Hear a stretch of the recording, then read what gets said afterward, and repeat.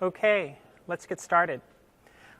First of all, we had a lot of people come to the booth asking if we were going to give away kits at the end of this session. And unfortunately, we ran out of kits. So if you're here for the kits, I'm sorry, we're not going to have any. Well, and the good news, though, is that no one left. So maybe we have an interesting talk here. This is going to be a really practical discussion about building real live devices. We had some great sessions already about building all-join. I'm going to talk to you a little bit about building all-join devices with Windows 10 IoT. I'm going to talk to you a little bit about security and how to build real devices that you can use in your enterprise. And I'm going to talk a little bit about some of the experiences that startups run into when they build IoT devices.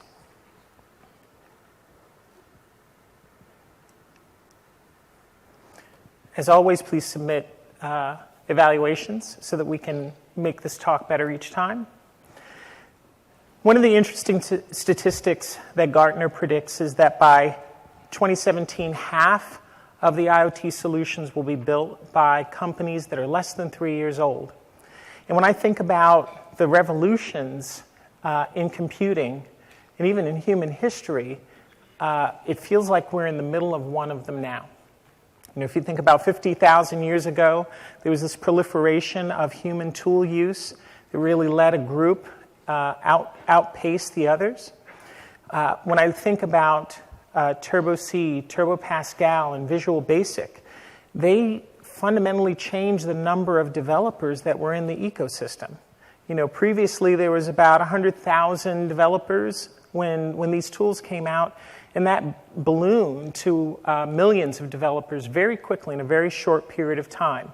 And the great thing about that evolution was that people were able to make money really quickly. Like there was a cottage industry around building controls for VB. There was a cottage industry around building applications for people in their business by people who weren't developers, who weren't trained as traditional computer scientists. And it really made available a set of capabilities to customers, to ordinary people that weren't previously available. And the same thing is true right now.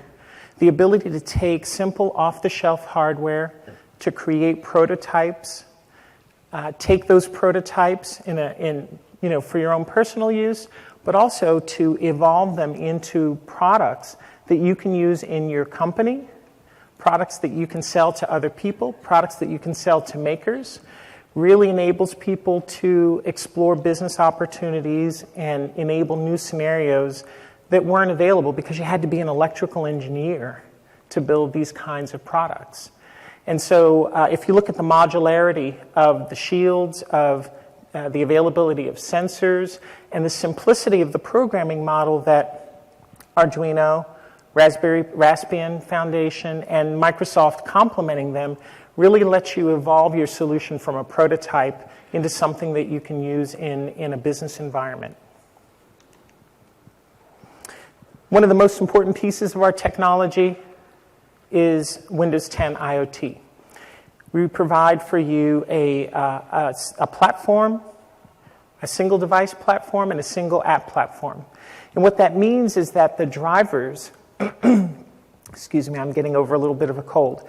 The drivers that you and the ecosystem build for one of these devices can be used as universal drivers for the other devices in the ecosystem. The applications that you write on top of those on top of the universal Windows platforms, those universal apps can be used across device if written correctly. And so we've had a lot of focus on in this show on Windows 10 IoT Core. And it's really exciting. We have these boards that I'll show you a little bit later in the talk that were a little more difficult to program, a little more difficult to secure. But now we have not only Windows 10 IoT Core, but Windows 10 IoT for mobile devices, and I'll talk a little bit more about that. Same universal applications, but you can take these off-the-shelf Lumia phones, these $45 phones, and use them as your IoT solution. They've got built-in TPM, they've got Wi-Fi, they've got cellular. You've got everything you need to make a really amazing, inexpensive IoT device. But we, sometimes get hung up on the need to see a real board. But, if you want to build something quickly, we're seeing lots of folks use these as the platform that they'll build for. And then we have traditional Windows 10 IoT for industry devices. And you can think about devices, PCs, like laptops, old laptops, using those as IoT devices.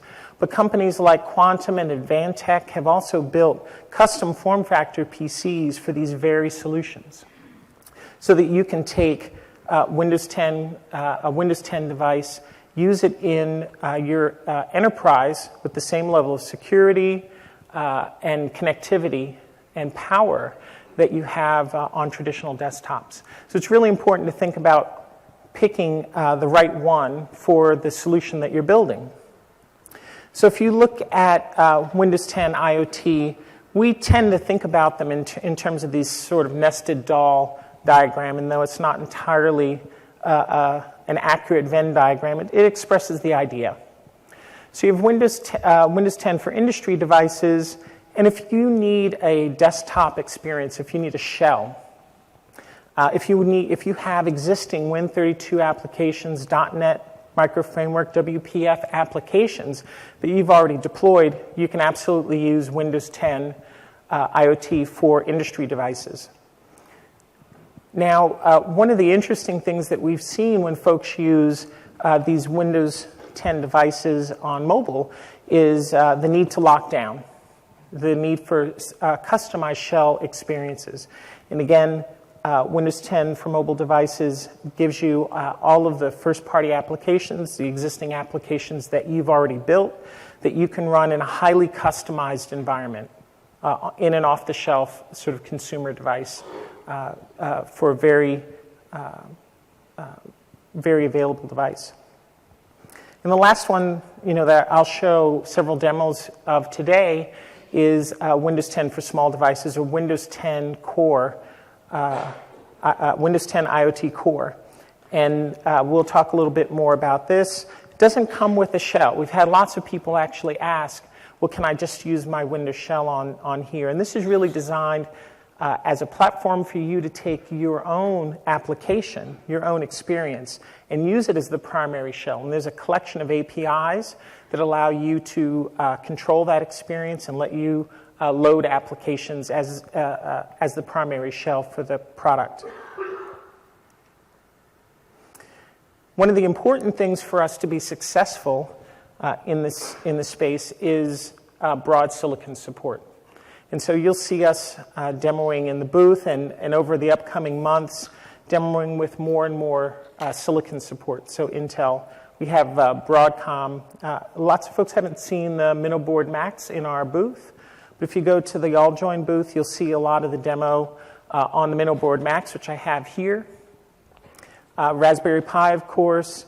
And so you'll see us increasing our driver support and increasing our board support. So right now I'm going to switch over to my demo machine, if I can get all of this switching right. Great. So what my coworkers and I have done is set up a few different machines here. What I'm going to do first is show you taking a normal sort of Windows Phone application that I've run, I've downloaded, and I'm going to run in the emulator. So I'm just going to take this and run it. So it's going to start up the emulator and run the application. And this is a pretty simple application. It's actually just talking to a web service, grabbing the temperature, and displaying it here using Universal Windows Application APIs. So it's pretty simple and pretty easy. Now what I'm going to do is stop that application, switch over to the Raspberry Pi. If you look here, I'm actually not going to change any of the application, and I'm just going to build it. Now, what we've done beforehand is a little bit of setup where, we've put this on local network, connected to it via TCP/IP, and it's loading right now. I'm just going to switch over to that.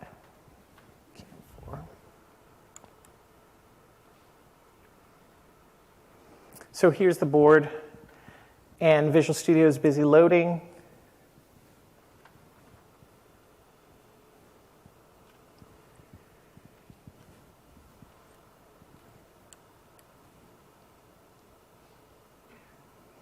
And here you see the same application talking to a service, getting the same data without modification.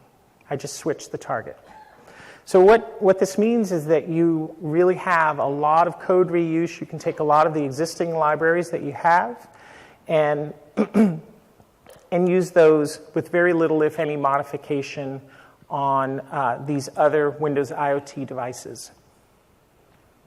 So now let's take a look at what all of this means. What we've done with the Windows 10 IoT Core Edition is added an embedded mode. Embedded mode gives you the ability to access some of the important APIs that you need when you're building an embedded device or embedded application. This is policy managed because normally UWP applications operate in a sandbox.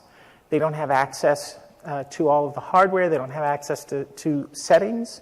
But in embedded mode, either through certificate that you put on the machine or through policy, you can actually turn this mode on these Windows 10 IoT devices so that you can operate headless, so that you can change settings. So for example, since you don't have a shell on this device, you actually have to use APIs to pair Bluetooth. You have to use APIs to connect to wireless networks. You change the time through APIs. Because the shell, we're so accustomed to having a shell to do this, we've had to add a number of APIs, especially for applications that are running in headless mode, to be able to make these changes.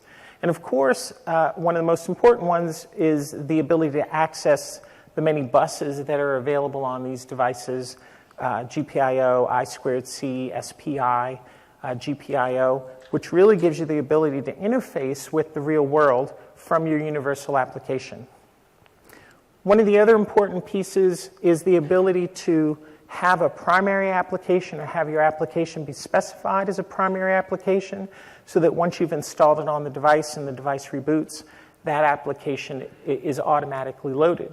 But you also have the ability to run this device as run applications in the background or specify a background application that you can use to service your foreground application or your primary experience. So now let's switch over and look at an application controlling hardware. So you remember that application that I had before. What I'm going to do now is I've modified it.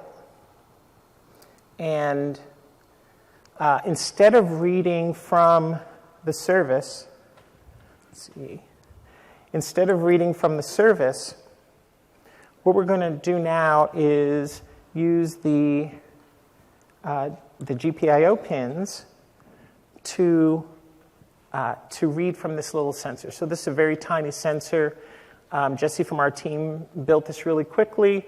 And what it does is it reads temperature, humidity right on this device.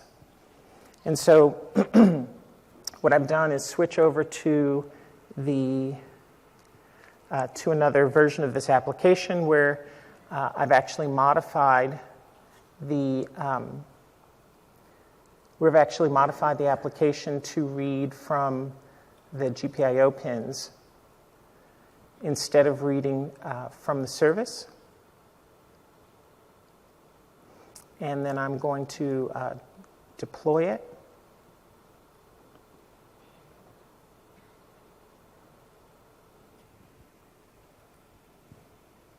Okay. One of the exciting things about being able to use Visual Studio for these environments is the ability to do real-time debugging on the device. So you have your full tool set, and you can build your applications very quickly and easily. I need to have a little song and dance while this thing gets deployed. Let's see.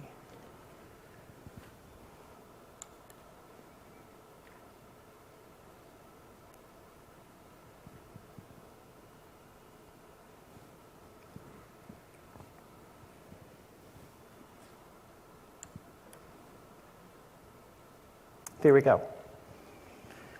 So now, I don't know if you can see it now, it's the application we've changed, and now it's reading the ambient temperature from the sensor instead of from the service. Pretty simple.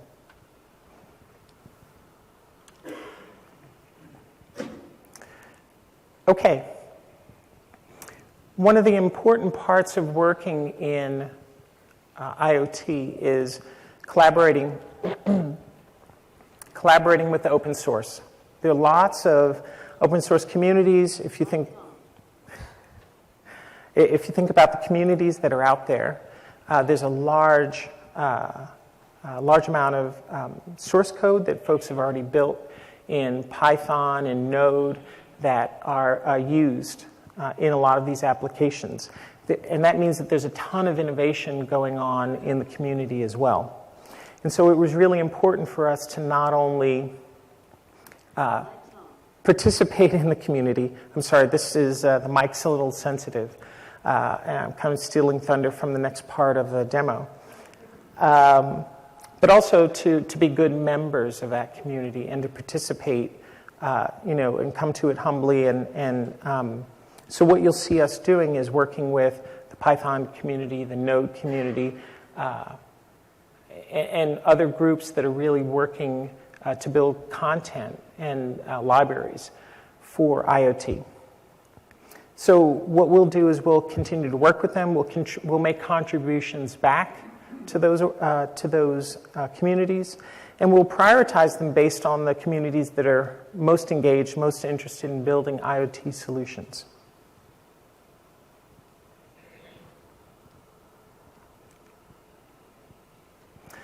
So now let's take a quick look at using Node.js to actually build a management application. So what I've done so far is I've taken this device, I took a phone app, moved it on here, rebuilt it. We changed the code to read directly from the sensor. Now what I'm going to do is actually create a control panel, an experience for it that's completely written in Node.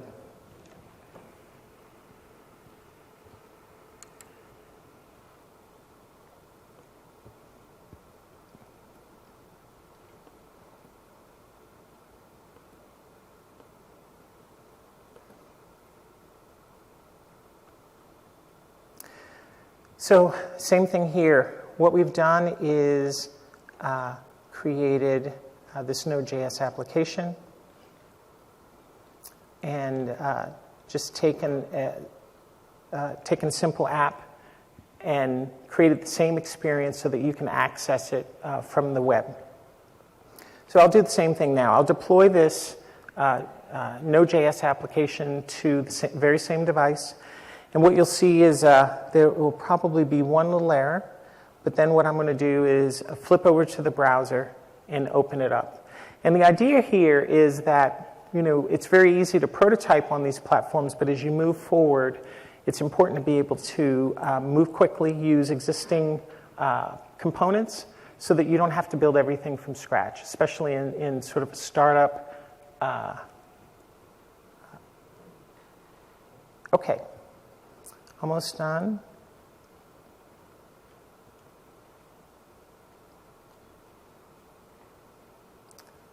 Let's switch over here.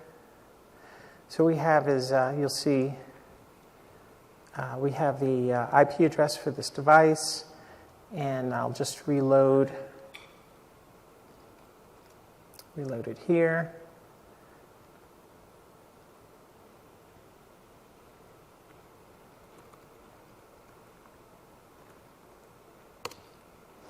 And you'll see that it too, each time I refresh it, you'll see that I'm getting the live data from the sensor here.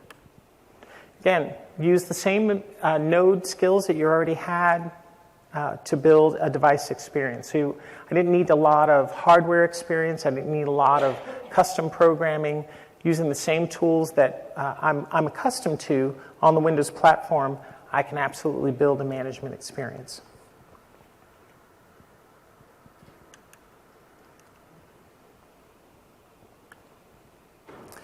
One of the most important things that we've been talking about at the show is the ability to connect the Windows 10 devices or Windows 10 solutions to other devices, because a device sitting by itself isn't really that interesting. We have a collection of buses APIs to let you connect to physical hardware that's connected to the device, but there's also all-join.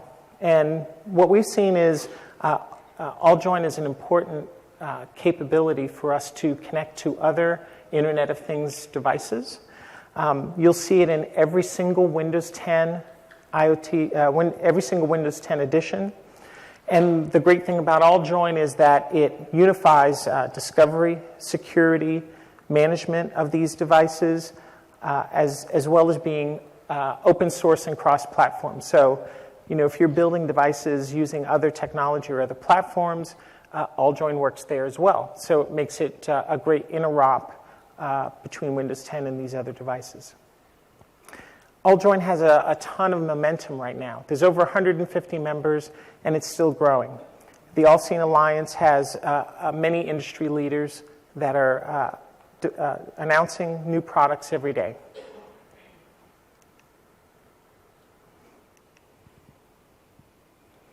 So then the interesting thing is, what does that topology look like? What does the network of these devices actually look like? What we have are Windows, in this diagram, we have these Windows 10 devices, in the all-join network that natively speak all-join.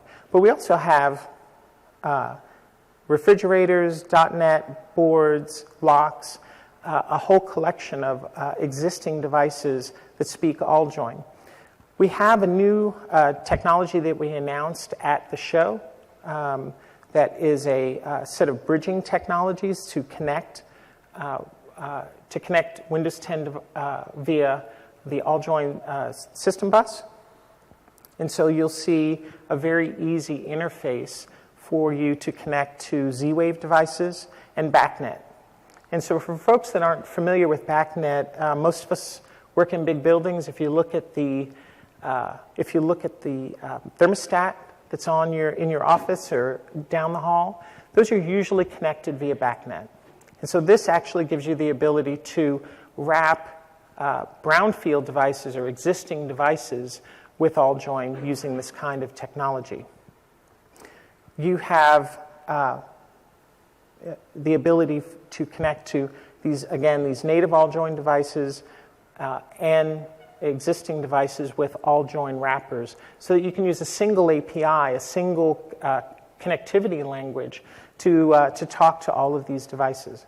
And then on top of this, you have Azure. So if you think about having these devices on a proximal network, on a local subnet, one of the challenges is that when your device leaves that subnet, you can't really get to those devices to manage them. You can't get to them to turn them on or off or get state. But with Azure, you can write your device to connect to your service in Azure and use your Azure service as the bridge across these networks. It really gives you a great deal of power without having to know the intricacies of OpenZ-Wave, without knowing the intricacies of BACnet. You write to this higher level abstraction and get a great deal of connectivity, and let Microsoft and the All-Seen Alliance really worry about connecting to these various sources. And so if you think about specifically what this looks like, it's actually pretty easy. So what we have here, instead of all of that sort of very specific protocol code for Z-Wave or Zigbee, you actually have this call here, a new all join bus attachment. And what that does is connect you to the all join bus. And then I'm going to do a new temperature sensor on that bus and look for and discover temperature sensors that are on the bus. And then finally, I'll do a reading from that. I'll wait for the sensor and get a reading from it. And so it's a much simpler way to discover these devices, to connect to them, and to get data from them and to manage them. And so now let's take a quick look to see what creating one of these systems looks like. So one of the important pieces of technology that we built in Windows 10 is an all-join device system bridge, which is a universal Windows application. It's actually a component that you use in your Windows universal application. We give you all the code. We have it available for you to modify. And so all I'm going to do here is I'm going to create this new project. And what you'll see is it generating a ton of code. If we look at the project, you can see there's quite a bit of code here. And if you want to, you can actually get in here and modify it yourself. But for the most part, you can ignore the code that's in there. What I'm going to do now is actually add a reference so that I can use the Windows 10 IoT extensions. And I'm actually building an application that will deploy to the MBM.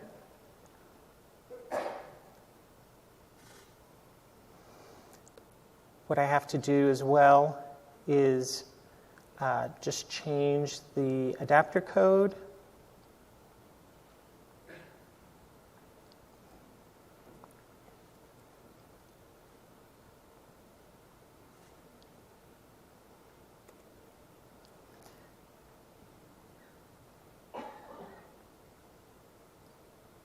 Actually, wrong one. Here we go.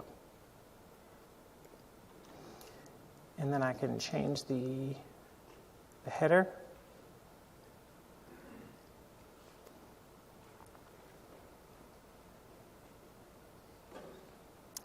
What I'm doing here in this code is actually changing the base generated application so that instead of a null implementation, I'm actually reading from the sensors that are here as well as connecting to a couple of all-joined devices. So now I'm going to deploy.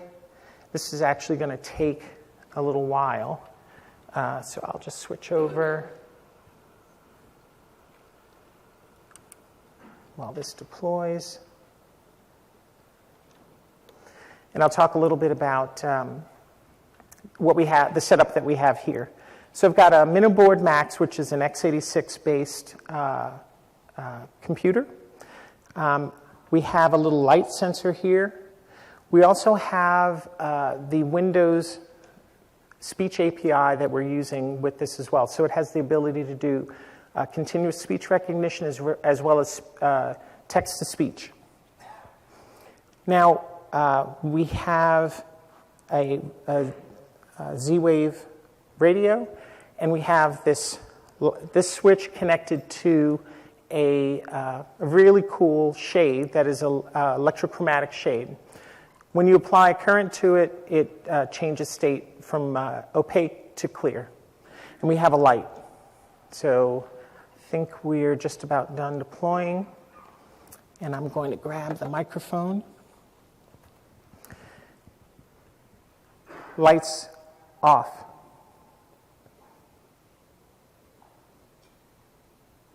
It's funny because it was not working earlier. Now it's lights on.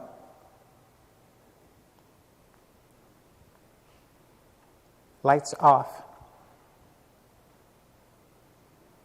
Well,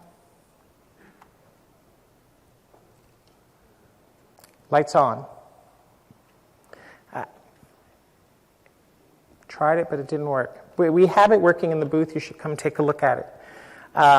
We tried to put this together really quickly at the last minute, but the idea here is there are many, many components that you have that you can pull together so that you don't have to build these products from scratch. Can you imagine if you have to go out and integrate a speech API from someone else?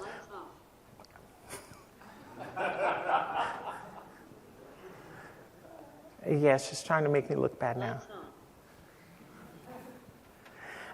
If you had to try and integrate the speech API, if you had to license all the Z-Wave components to try and get this to work, it'd be really difficult, expensive. There are a ton of legal issues involved. And it's keeping you from actually getting to the point of building the solution that you want to build quickly using the skills that you already have. And so what you'll see, I'm going to put the microphone away. What you'll see is a continual pattern of a large number of reusable components and availability of the tools that you already use. Now, as you start to think about deploying projects based on these technologies, one of the big challenges is security. I don't know if you read about one of the most interesting security exploits recently. There was a company that purchased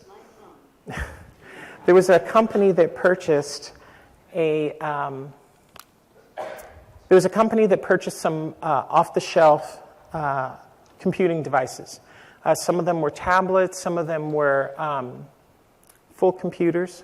And what they did was install malware on these computers and on these tablets, and then they sold them on eBay. People started using them. And one of them was, in fact, a hub. They had purchased a home hub. And what they did on the hub was put an app on the hub that actually sent all the traffic back to the hackers' server. And they were able to see all of the traffic that went over this person's home network. They were able to get credit card numbers, passwords, everything. And so when you think about securing these devices, right now, so many folks are excited about just getting them working. We really have to start thinking about how to secure them. So one of the features that you'll see throughout Windows 10 IoT that I think is important in differentiating is TPM. So TPM is actually a device that you can put on your computer or on your SoC that allows you to securely store secrets. And we support a variety of different TPM types. We have on-chip. So if, in fact, you look at phones, many phones and some of your computers have on-chip TPMs. We've got firmware TPMs so that you can do development on one of these boards without a TPM and even deploy to machines without TPM. We have announced, and I think you'll see some blog posts around TPMs that you can connect on Windows 10 IoT over I2C and SPI. So we're working with several partners in the community to make these available, as well as a TPM simulator. And what this allows you to do is have things like malware protection for a secure boot. So when we're able to profile the boot performance of your device, we can tell if something's been injected into that device and isolate it so that it's not a vector for malware.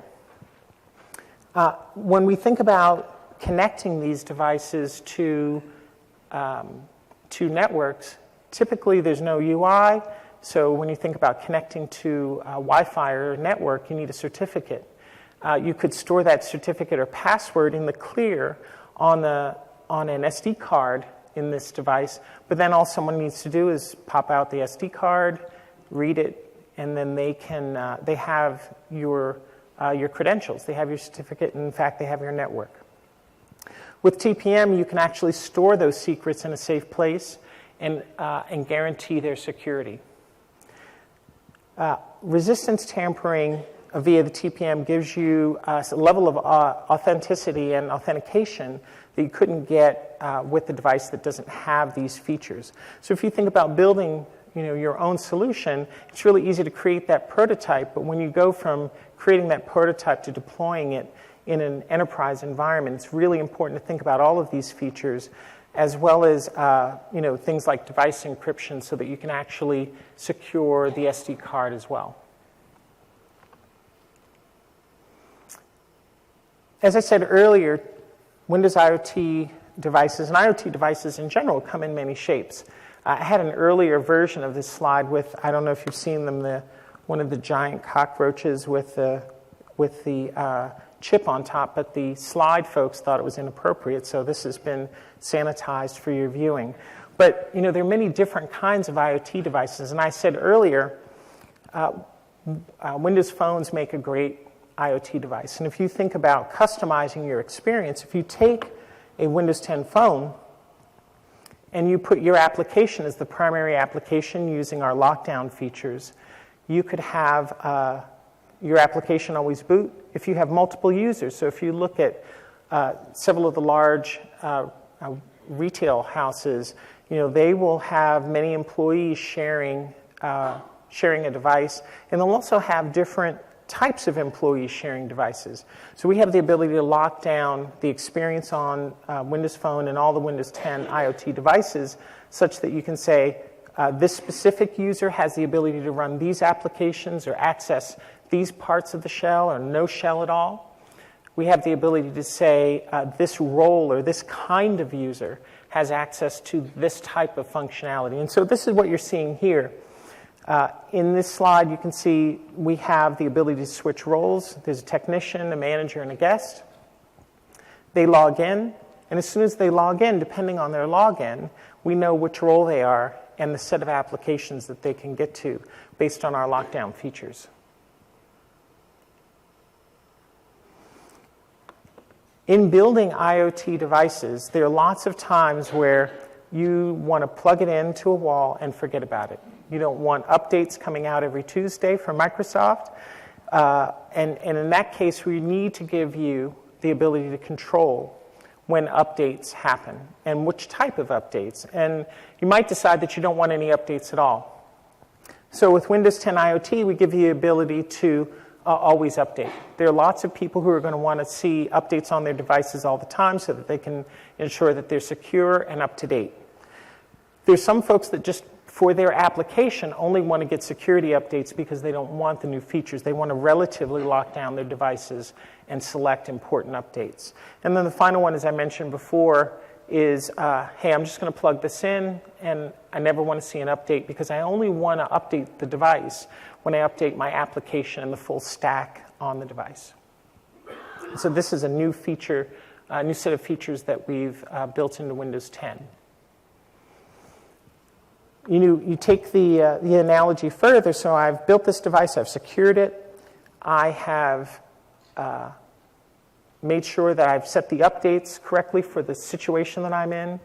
And then the final part is, how do I manage these? In the early days of PCs, we had lots of people just sort of connecting devices on, connecting computers onto the corporate network. And there wasn't this notion of management early on, but it really became important very quickly. We're seeing the same type of thing happen now with IoT devices. The ability to update these devices, to gather their state, to deploy them, to deploy new firmware to them is an important part of being able to integrate IoT devices into the enterprise. And so what you'll see for Windows 10 IoT devices is built-in ability to manage these devices with existing MDM software, either third-party or System Center from Microsoft. And that includes devices based on industry, mobile, or Windows 10 Core. So now we have this full set of features for prototyping my device, locking down the experience, securing it, and managing it. So the last part is really like, how do I develop it? How do I build it? what we have is the ability to create what we call a full flash image. And you'll hear lots of us talk about FFUs. And FFUs are just really simply a disk image, the disk image that, for example, you would boot the device on.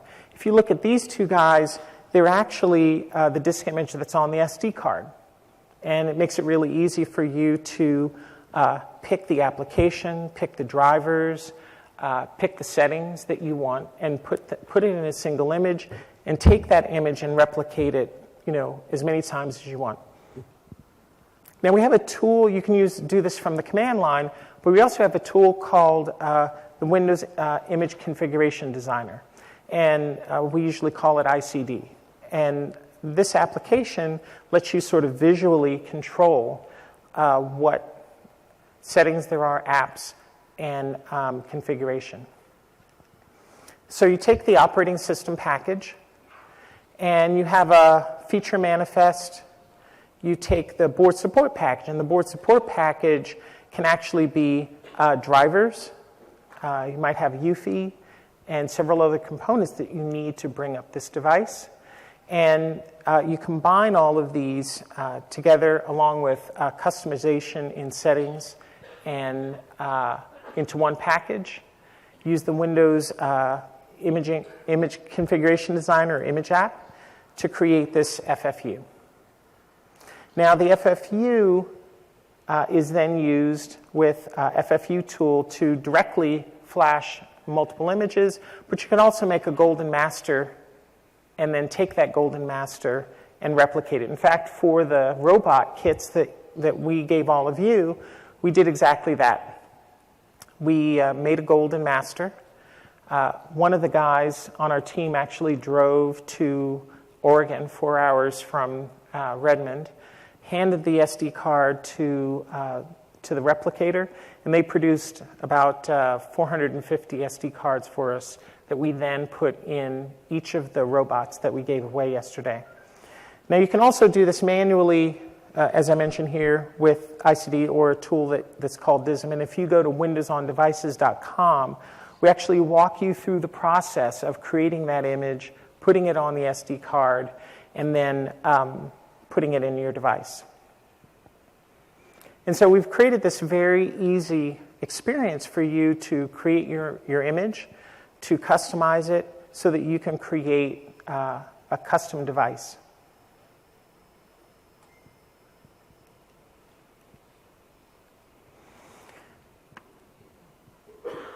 So, I think a lot of you may be asking, what do you do next? I think there's a ton of creativity, in the community. When we've seen people come to the booth, there's lots of existing applications that folks have built. We were talking with one gentleman yesterday in the booth that has a little application that he'd used from a phone that used OpenCV, Open Computer Vision, to do face detection. And what he wanted to do was take one of these devices, one of these Raspberry Pis or an MBM, put a camera on it, and make a little panel that you have on your front door to do face detection, and then announce people when they come to your door. And he doesn't need any electrical engineering skills. He's actually been, while I'm at the show, emailing me, asking me questions, about how to use this. And the idea of, this cool app that he's built with off-the-shelf components, taking it from, just an idea and some sample code that he'd built and actually put in the Windows Store to creating a device, working with an ODM or an OEM to make these in quantity is really exciting. It's an ability for folks to build appliances that, we really couldn't build before very easily unless we had a great deal of backing or a ton of expertise. And so I invite all of you to do the same thing. Take your ideas, take the cool projects that you have, think about how to make them appliances or other solutions that you can sell to either other people in the community or to consumers. And use Windows 10 IoT in one of our editions. Try your app, on Raspberry Pi, and then join us on windowsondevices.com. Thank you.